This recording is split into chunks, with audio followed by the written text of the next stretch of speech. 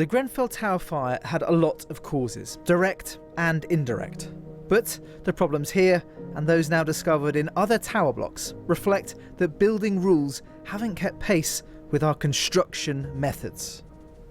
The government have prioritised insulation over fire safety, and it's quite a tempting proposition because insulation affects every building, fires only affect a very small number of buildings. Thermal efficiency is the part of the building codes that have changed the most in the past 40 years. First, after the oil shock of the 1970s, and more recently because of concerns about climate change and fuel poverty. Quite rightly, our rules have aimed for ever warmer homes. What do those regulatory changes over the last few decades actually mean in practice, though? Well, here is a thought experiment that might help you get your head around it.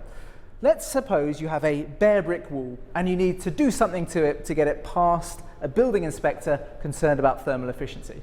Back in the 1960s, all you'd needed to have done was the equivalent of sticking a very thin sheet, just 15 millimeters of old-fashioned mineral wool insulation to it, and you'd be fine. Standards then, of course, have risen. By the 1990s, you'd have needed to have stuck about 90 millimeters to that wall to get it past the inspector. These days, you'd need to stick around 120 millimeters to that wall to get it through that inspection. The thing is, though, builders don't build to the minimum standards. At Grenfell Tower, the cladding introduced a level of insulation that was equivalent, in our thought experiment, to 200 millimeters of insulation to the wall. Grenfell's planning application explained, insulation improvements may only happen once or twice in a building's lifetime due to the complexity and disruption caused. For this reason, we're going over and above current building regulations. There's another reason, though, why developers have gone well beyond the basic regulatory requirements for energy efficiency. At Grenfell Tower, the renovation actually got funded in part by something called the Energy Company Obligation, which is a public policy intervention by the government which forces energy companies to put money into making older buildings more energy efficient. In the Grenfell Tower case, that money went into a new district heating system, not into insulation. But if you go just down the road, that's the Edward Woods estate. And in that case, the eco money went straight into new non-combustible insulation on the outside of the towers.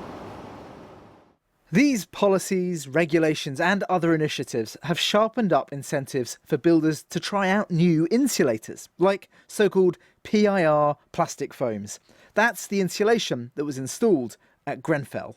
A PIR foam is a better insulator, and therefore it's going to give you better heat economy for the same thickness of material or the same weight of material. It's cheaper and it's lighter, so it's going to require less material to hold it in place, and it's going to require less cost in terms of lifting it up to wherever you're going to install it.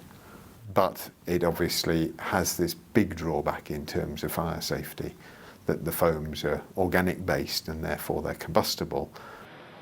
The rules advise that insulation on tall buildings should basically not be flammable. But in the early 2000s, a rule was introduced stating you can use such combustible materials on a tall building if it passes a test.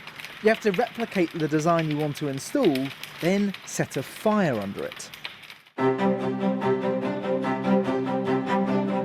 But here is a video produced by an insulation manufacturer for its customers. As an alternative to a full test, it highlights a route known as a desktop study. If an engineer believes something very similar to your proposed design has already been tested, you don't need to test yours. Newsnight has already revealed how some engineers really stretch the definition of what's similar in these desktop studies in order to avoid further tests. For example, we've shown how tests using ceramic tiles have been used to justify avoiding testing with aluminium panels, two totally different substances. We've also revealed how some building inspection agencies have been routinely signing off using combustible insulation and combustible exterior cladding without even so much as a desktop study. So there's been too little testing, and the ones that have been done are confidential. The trouble is, some manufacturers we know have a very extensive library of the full-scale tests to prove their material. Others, it's very difficult to discern whether they have or not. So we're totally reliant on the way that they market the product to us. So if you see a claim saying this product is suitable above 18 metres, and then that you read governing authorities' literature that endorses that, then yes, we are going to believe that that is a suitable material. One company that insures industrial buildings got worried about the tests themselves. We've seen several fires involving combustible insulation, and we were concerned that the laboratory tests on this type of plastic insulation didn't really reflect the risk in the real world. Normal lab test insulation is installed to perfect standards. But a few years ago, the insurer commissioned tests on this widely made insulation type installed with real-world, normal workmanship. The traditional insulation here, it held out for an hour. But the combustible PIR insulation didn't. The fire monitoring equipment was destroyed in about 17 minutes by the heat. A much worse performance than previous lab tests had suggested.